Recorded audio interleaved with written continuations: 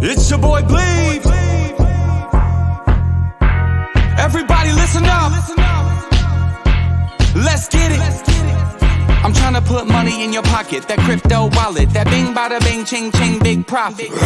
Even when the market's sideways, I'm looking for ways to get paid. I'm checking my coins around breakfast, then again around bedtime. Bet this, it's not financial advice, but I'm always right. I'm always right.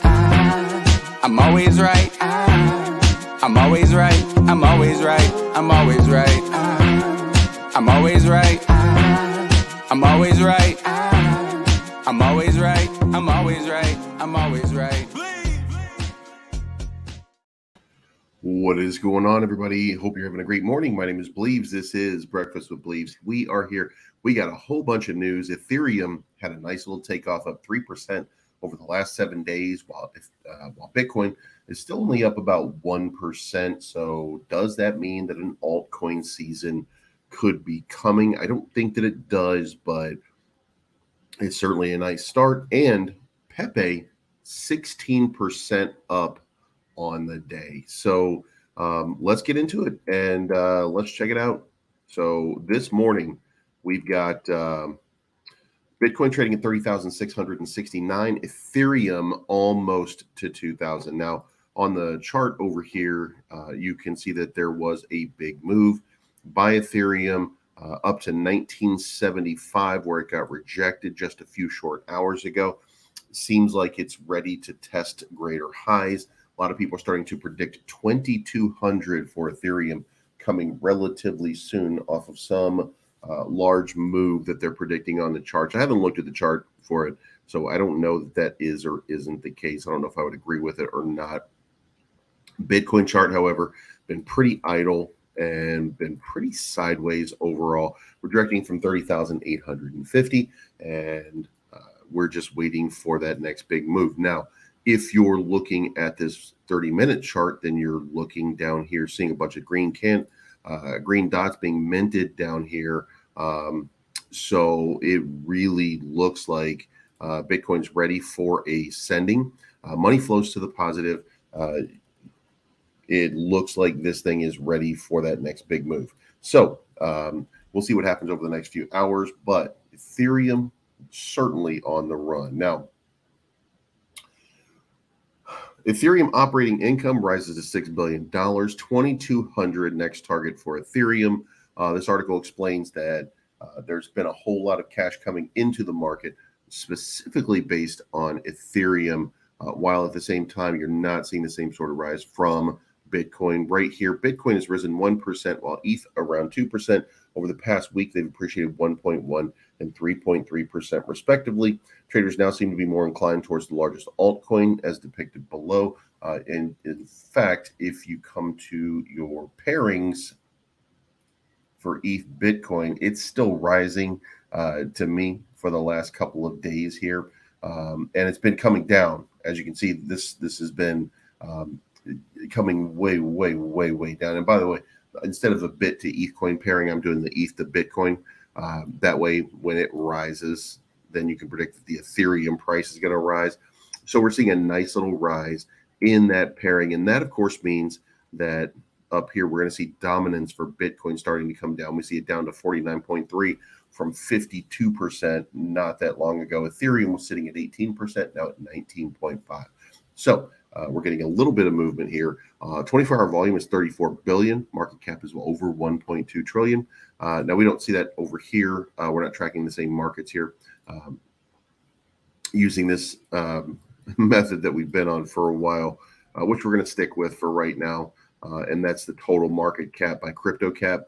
We're going to leave it like that. But as you can see from this chart as well, it really looks like the next level of support at 1.78 trillion is about to be tested. We're up 5 billion in the overnights. Not the number that you would look at. I know a lot of people were watching Twitter over the last couple of days. As you're paying attention to Twitter, what you're seeing is a lot of people saying that as soon as the Asian market opens up, that we're going to see this great sending. And then this morning, we should see another big parabolic move by the U.S.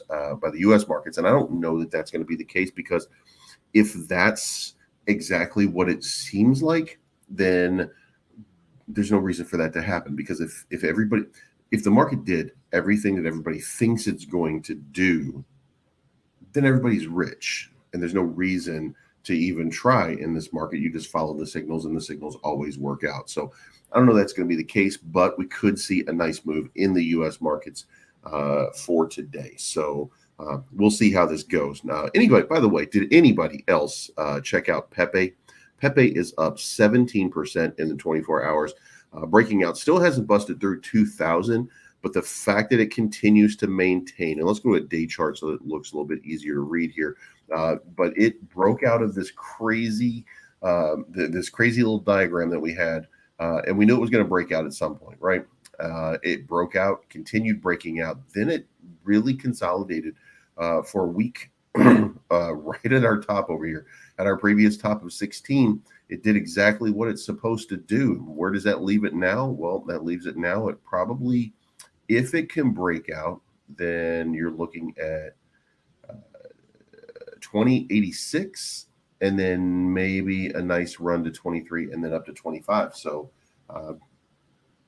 Pepe is and by the way, if you look at these Pepe charts and you really start to break them down, it doesn't make any sense logically, but you are minting green candles, way overbought. RSI is just continuing to surge, but money flow is coming out. So this chart actually, long term here, it makes absolutely no sense. This is just in the shorter time frames, you're seeing extremely overbought. You're seeing red dots popping up. You're seeing no reason for these big buys. I mean, this one's almost at the point right now. You can see over here at minute a blood diamond a little while back. It looks like it's about to do the same thing. I mean, this is like blood diamond territory, but money flows are still to the positive. So until it's no longer positive, I guess we smile and say congratulations to Pepe, but a nice run for the day. But back to Ethereum. So 22,000 as a projection. According to BN Crypto, Ethereum price looks ready to clear 2,000 finally. The native token of the Ethereum blockchain. At the time, the price has just bounced to 1650 horizontal support area. Now we're on a nice big run, checking in at 1960. Technical indicators continue to stay bullish. The weekly RSI supports the rebound. The RSI value above 50 and an upward trend indicates a favorable position for the bulls. When the price rebounded, the RSI also bounced to the 50 line. Now, here's the other part to that, and we'll close that one and look at this right here. Ethereum whales withdraw over $90 million worth of Ethereum from Binance in 1 month. Now, again, I'm not finding that to be the super bullish. That's not to me the super bullish technical indicator that it used to be way back in time. So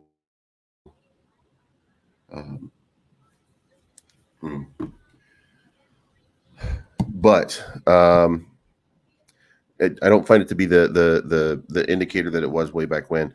And the reason for that is because people are keeping their money safer and they're not using these exchanges like they were before. So if you're not holding your money on the exchange, then it being moved off doesn't seem to be a bullish factor. But in this situation, we're about 8 months now removed from the collapse of FTX.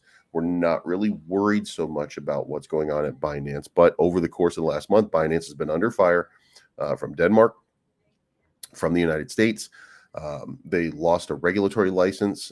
So Binance has been under fire. So this doesn't move the needle on the surface. However, $90 million in Ethereum being pulled off of Binance does indicate a good, strong move to support the narrative that there's a lot of positivity going on with Ethereum. And of course, until the chart stops supporting that, then it really looks like there's a nice big move getting ready for Ethereum. Now, couple that with Traders are placing big bets on Ether for the second half of 2023. This article just came out. On Friday, an investor purchased roughly 63,250 bull call spreads tied to Ethereum and due for expiry on December 29.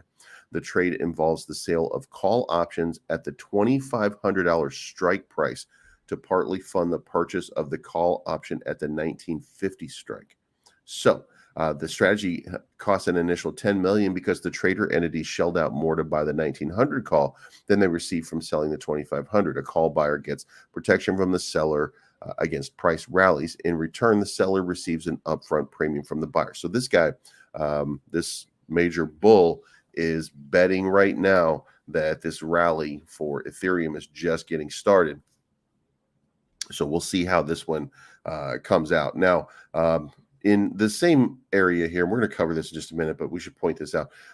Bernstein, which is one of the largest asset managers, notes that the SEC already allows futures-based Bitcoin ETFs and recently approved leverage-based futures ETFs on the premise that future pricing comes from a regulated exchange like the CME. According to analysts led by Gautam Shigani, the SEC believes that a spot Bitcoin ETF would not be dependable because the spot exchanges are not under its regulation and thus spot prices are not reliable and prone to manipulation. And that's the issue that you're running into with the spot Bitcoin ETF right now. At least that's what the insiders are saying. But let's also face facts. The insiders told you that Gary Gensler was about to that he was about to resign, and the SEC has had to issue a statement today that said, in fact, that's not true. We're not. He's not leaving. So it's all a facade. So make sure you hit the like button on the way in. By the way, certainly helps the algorithm, and we need that algorithm to pump. So let's move on from here. Next up. So a lot of changes in Singapore over the last couple of hours. Now, one of the important things is Singapore been incredibly crypto friendly for the last little bit, but they've now started to create a few new laws, rules, and regulations.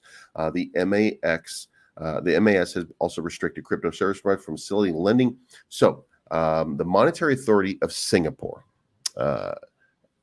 is now requiring all crypto service providers to deposit customer funds under a statutory trust before the end of the year for safekeeping.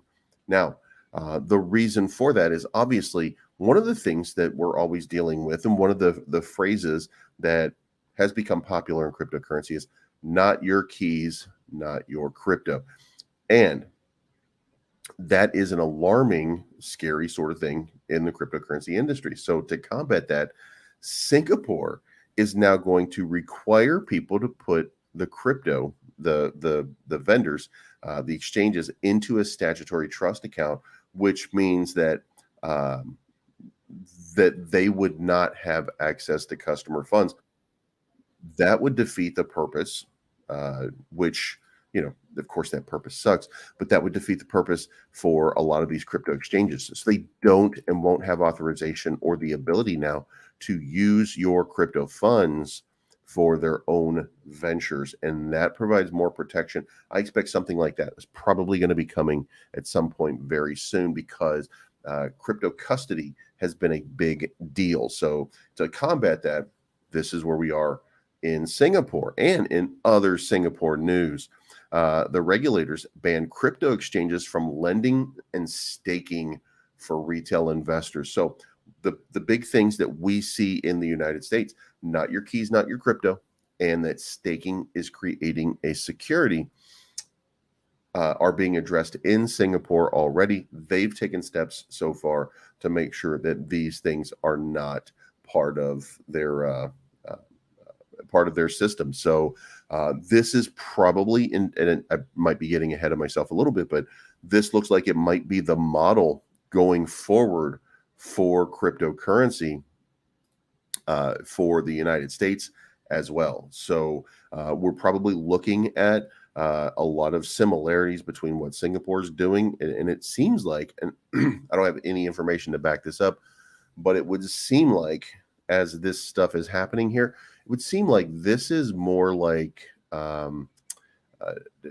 test ground, if you will, for what you would expect coming out of the United States. So I'm wondering now, are Singapore regulators talking to the United States, finding out what they consider to be best business practice, or are they just doing it on their own and taking the lead in the world?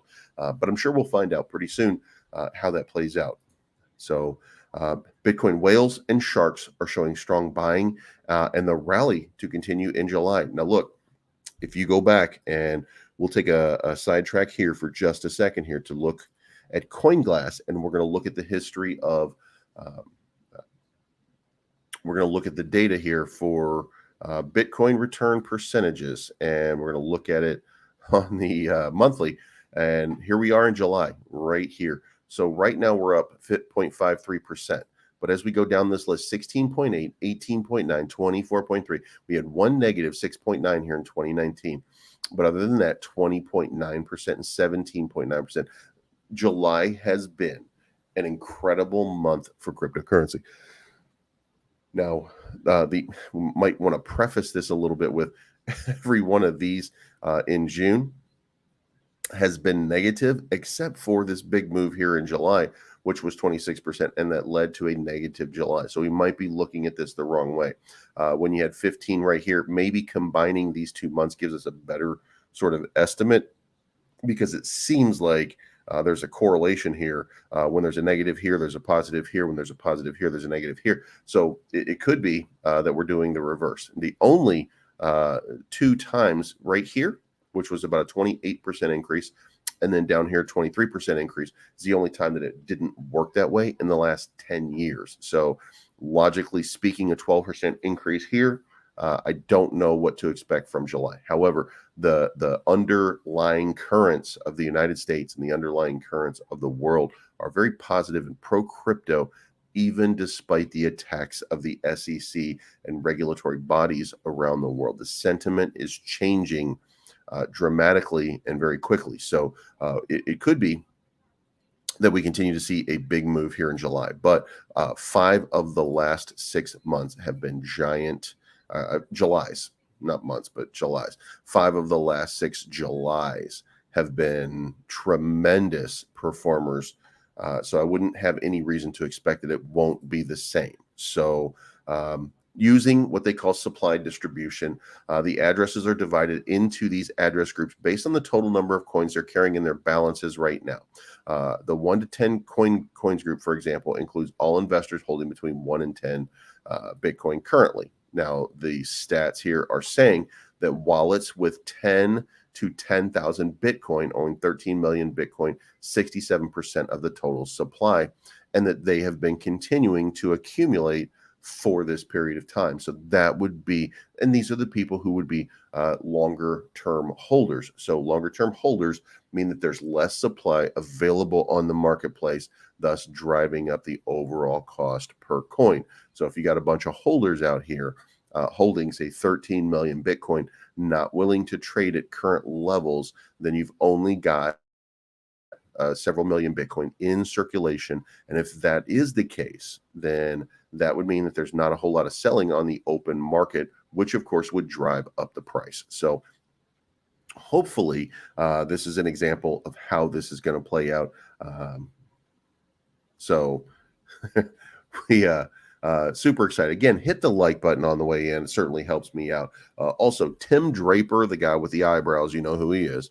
Venture capitalist Tim Draper has adjusted his projected time frame for Bitcoin's price. Now, he did come out to Twitter yesterday, and he said, so much for my predictive abilities. It's June 30 of 2023. When Bitcoin was 4,000, I predicted it would reach 250,000, a 60x. By now, it has only reached 30,000, 7x. So that's him trying to save a little face, saying, well, at least I was 7x on it. But I guess we'll have to wait a little bit longer, maybe 2 years. But engineers are hard at work. So my t-shirt says, there you go, 250K by 2022 was what his original prediction was. So we haven't made it there yet, but he does, at least the guy is coming out and telling everybody, hey, you know, I made a mistake here. Let's look at it and let's kind of pull it out here. But he did state here, he told the Observer that if that still does not happen, then he is certain Bitcoin will reach $250,000 milestone before the end of 2024. He states, I am almost 100% sure I will be right in 18 months. He also expects the price of Bitcoin to soar past this estimate due to the adoption by women of Bitcoin. So I don't know what that means, but Tim Draper changing his going a little bit longer than what he was doing a little bit before. So hopefully that's going to end up well. Now, in bad news, Kraken has been ordered by the IRS to turn over all transaction information to the courts, and Kraken is obligated to provide this information for users who conducted transactions exceeding $20,000 in a calendar year between 2016 and 2020. So from 2016 to 2020, if you used Kraken for any reason and you didn't pay your taxes for any reason, then spoiler alert, the Internal Revenue Service is coming for you pretty soon. They do believe that Kraken has obscured and hidden some records, and they don't believe that they've been completely honest about what they've been turning in. So here we go. You might see something happening with Kraken. So if you use Kraken from 2016 to 2020, you might be getting a call pretty soon. Also, Bitwise executive. Now, I'm bringing this up. Normally, I would have skipped over this, but the Bitcoin ETF will be winner takes most market, says Bitwise executive. Now, the reason that I'm bringing this up is because it's very little known, and most people are not talking about it, but Bitwise, Matthew Hugan, has also filed a spot Bitcoin ETF. So this was kind of under the radar. Nobody seems to be talking about it. But last Friday, not this past Friday, but the Friday before, Bitwise, who had filed a spot Bitcoin ETF, refiled, and they now have a custodian service and they have an exchange service for compliance to fall in line with everything that all of the other cryptocurrency spot Bitcoin ETF filers are doing. So they're filing the same as BlackRock, same as Invesco, same as Fidelity. They're doing the same thing right now. And the list of contenders vying for approval from the US SEC to launch a spot Bitcoin ETF grows, but only a select few of those products will wind up being successful, according to Matthew Hugan of Bitwise. ETFs are generally a winner-take-most market. Typically, the firm that is first to market snags the most assets under management. The largest gold, crude, and crypto equity ETFs were first movers in their respective sectors, with SDPR Gold Trust currently boasting nearly double the amount of assets of its closest competitor. He explained that second-to-market ETFs have a more difficult time. Imagine ETFs A launches on Bitcoin and ETF B launches on Tuesday. So on Monday and Tuesday, on Monday, the ETF A will attract 100% of the assets and 100% of the trading volume. When B launches on Tuesday, it will be competing with a larger and more liquid fund. All else equal, if you're choosing between a large liquid ETF and a smaller illiquid ETF, you're going to choose the large liquid ETF. This makes it hard for second-to-market ETFs to compete. Nate Geraci, president of ETF Stores, also son to Peter Francis Geraci, the bankruptcy attorney from Chicago, by the way, noted that it can be difficult for a larger issuer to overcome the second-to-market disadvantage, and it usually requires them to undercut on fees by leveraging their scale and broader distribution. So with Bitcoin ETFs, I believe iShares could actually come in late and still take meaningful market share, much tougher for smaller issuers to come in late. So thus far, financial market titans Fidelity and BlackRock have filed alongside smaller brands like Valkyrie, Wisdom Tree, and Invesco. Kathy Wood's ARK, which filed a spot Bitcoin ETF with the European asset manager 21 Shares, said last week that it was first in line to get approval from regulators, as noted by Bloomberg News. Still, there's a possibility the agency could greenlight all the recent funds that filed to level the playing field. In that instance, you would likely see a few types of winners emerge across three categories. So a lot of stuff happening in the background here. There's a lot of excitement that these businesses, this is all about retail. This is all about the institutions right now, right? They are all out there waiting for this opportunity and this moment to happen. And I think that it's going to happen pretty soon. And then finally, crypto analyst predicts a monster move for Bitcoin, says Bitcoin could hit a new all-time high by October. And this is Credible Crypto. We've talked about them before. In the last impulse from 10,000 to 60,000, the monthly candles follow our more major monthly retest at 10,000 were larger than any of the preceding ones and continue to grow in size until our peak. The first was a 3,600 move. The next year was a 7,000 move. The one after was a whopping 12,000 move. After that was a 15,000. And then following that was an incredible 25,000 move. Thus, we can assume that the monthly candles as we move up will only increase in size. And what he's really referring to is on the chart right here with monthly candles. Let's move to the monthly, and you can see how these candles are starting to form right here. And by the way, we're getting real close to that bull run line when you look at it overall, right?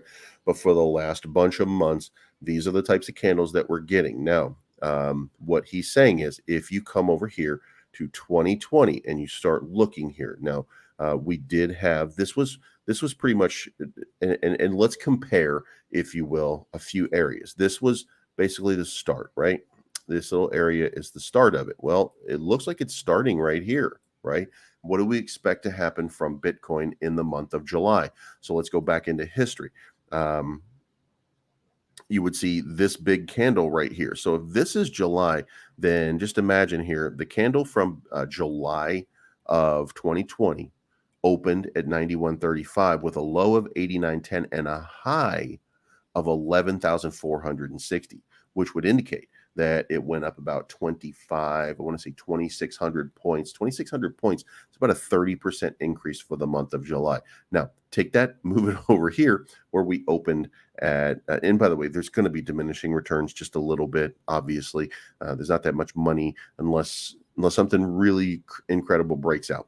But just imagine, if you will, about a 30% increase, a 25% increase, even a 20% increase on the Bitcoin price right now at 30,600. Where does that put it? And if your answer was 37,300, good, you've been paying attention. So if this moves 20%, then we're looking at 37,300. And where is 37,300? It's right here. It's the same line that we've been talking about now for months, right?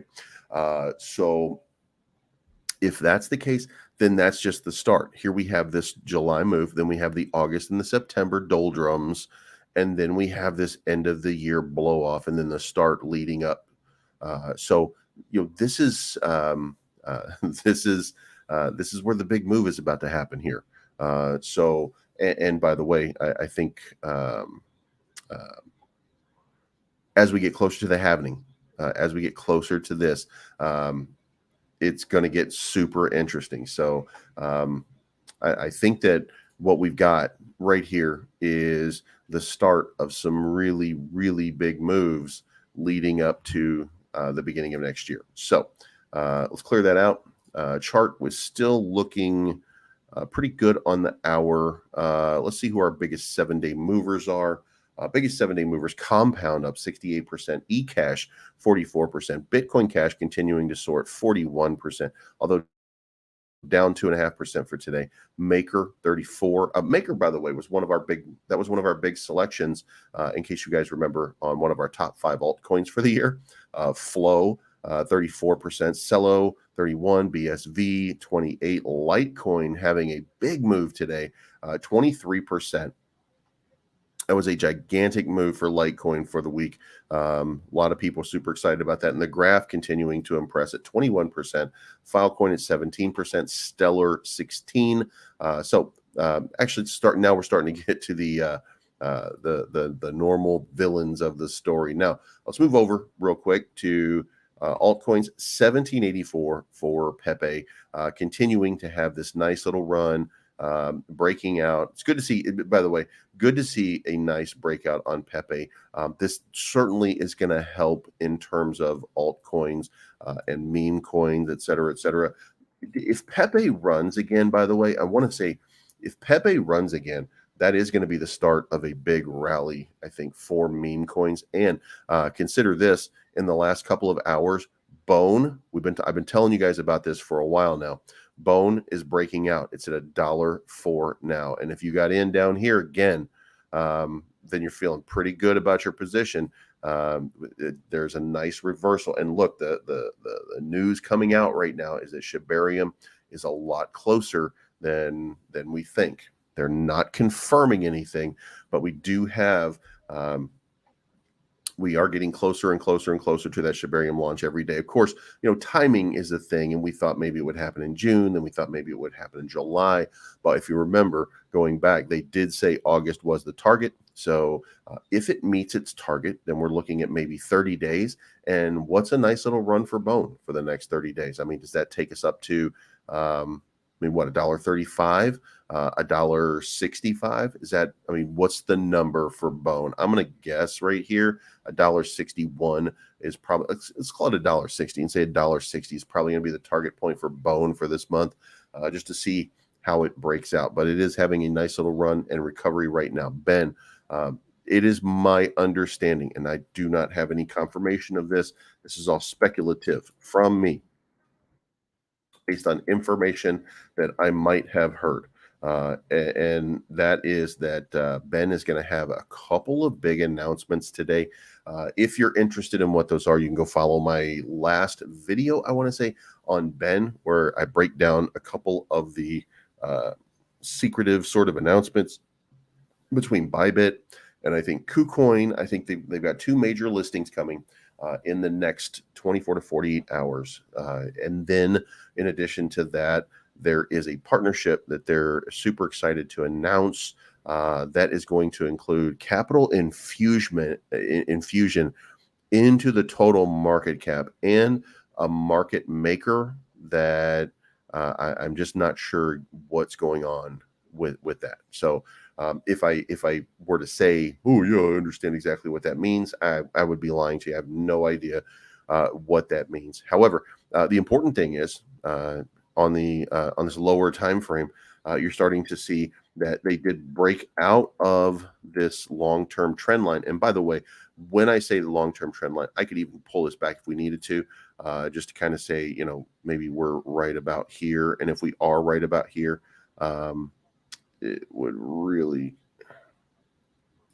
maybe we can make that argument right there that we're just going to get rejected from that line as well, instead of just that lower area. But it was important, by the way, because we were on this downtrend to break out of that area, and we broke out of that area, used it as support, then we got rejected off of 76, and now here we are trending inside this little region and this little area in itself. So maybe, just maybe, there is a breakout imminent.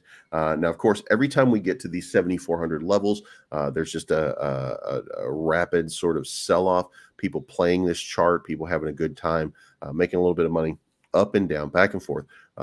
So, I don't know. I don't know when the breakout is coming. I would be remiss in saying it's today, because I just don't have any information or data to support that there's gonna be a big breakout here. So I just don't know what it is. And we got Gary Gensler in the house, not resigning at all, just taking it up a notch, tightening the screws, around all of crypto. Good job, Gary. You're killing it, man. You're crushing it. DeConnect up 4.8% to 1898. Loyal 1202. Look, for those of you that got wrecked on Loyal and PSYOP, because ETH Ben is just bonkers and out of his mind.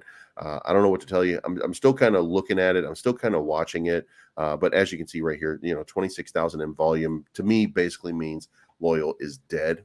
I'm looking. I didn't, 1693 wasn't the exit point. I'm actually waiting.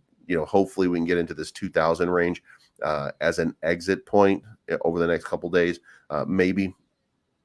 And then I can exit out of that. WAGMI had another reversal, 65.36, headed back up towards the all-time high. I did see that Scott's over in Namos, so he's doing his Dubai thing. So I don't know what they got going on, but he did mention a couple days ago, 25 days. So it might be that we're about to see a launch of WAGMI Games in the month of July. So this might be the final little run up before it goes live, and be super excited about the Genesis NFTs. By the way, if you have a Genesis NFT, if you are a Genesis NFT holder, go to the WAGMI website. They have a V2 WAGMI Genesis NFT. And what this is doing is it's keeping the same artwork, but what it does is you go click on the WAGMI site and it redeploys the contract for the V2. So just go check that out. And run the WAGMI deployer or whatever you call it, and it changes the contract address to each one of those NFTs so that you're on the new one, so that you're getting because it's important right now to do, by the way, because with the launch imminent, then if you want to receive your money every month, then you're going to need to be on the new contract. So SHIB is at $76.99. 100x gems only up 1.4% on the day, but look at this run. Again, this goes back to right here as we headed into the weekend. On June 30th, we were down here.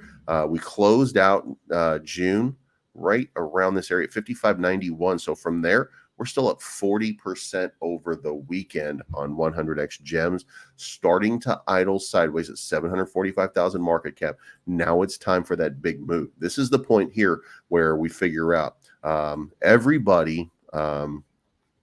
Look, you got a lot of people in chat. You got a lot of people that are like, oh, yeah, I'm holding till the moon, dog. I'm holding forever, bro. And then they see a little bit of money and they're like, no, I'm cashing out. So you're going to find out who your friends are, and you're going to find out whether or not they were part of that thing with you or not. So you'll know pretty soon who they are. MMAI trading at 33.78, having another little move. By the way, I sold my MMAI. I did it for another project. So because I figured that I get a feeling that like I'm still up, you know. I took $750 off of the 500 that I put in. So I mean, I made a 50% profit, but I think I'm going to put it back. I definitely want to put it back in. Probably not going to see one of these lows over here to get in at a good position, but I don't really care because I needed the money for a different play that I'm way up on. So, you know, I'll come back. I'll get back to it. Volt just hovering around 4,000. You know, look,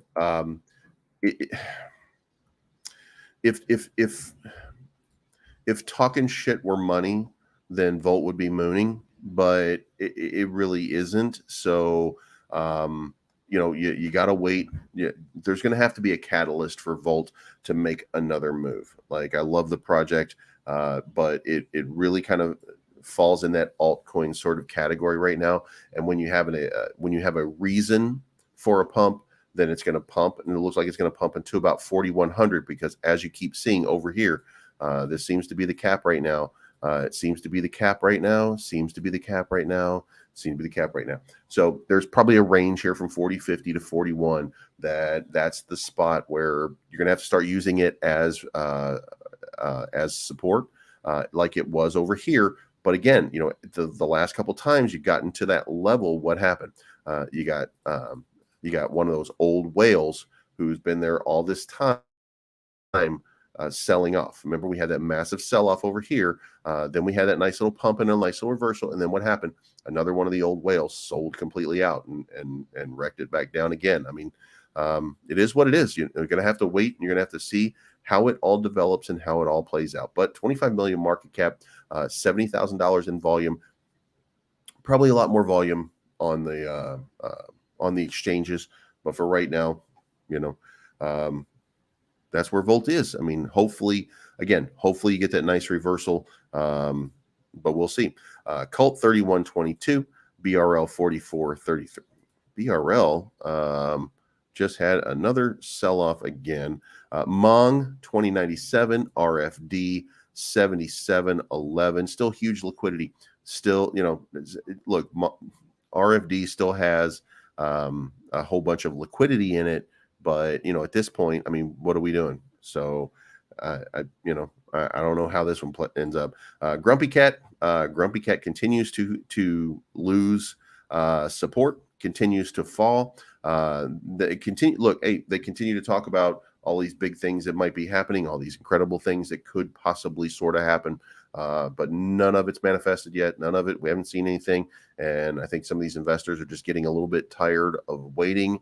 And if you guys remember, I told you before, as soon as I said I wasn't going to make content for them anymore, I started getting attacked from people that I can't sell, or I shouldn't sell, or I shouldn't trade. I like, what are we wearing? Clown shoes when we're talking about this shit? Like, who do you think you're talking to? You know what I mean? So yeah, we're gonna wait and see what happens with Grumpy Cat. But the people that are in charge of Grumpy Cat obviously have some issues that they need to work on and figure out for themselves. 2368 on PSYOP. Lillian Finance had a nice little launch. Big move up, by the way. Had just a gigantic move up over to about 1125, and then immediate sort of sell-offs here. As soon as they added the liquidity to get people an opportunity, then they were met with a round of selling off. And I mean, that's what happens sometimes when you have these launches. That's what happens when you know, they're going to have they're going to have an announcement. They're going to have a reason for people to start investing again, and to come up with something, and an actual something from people who are interested in the project.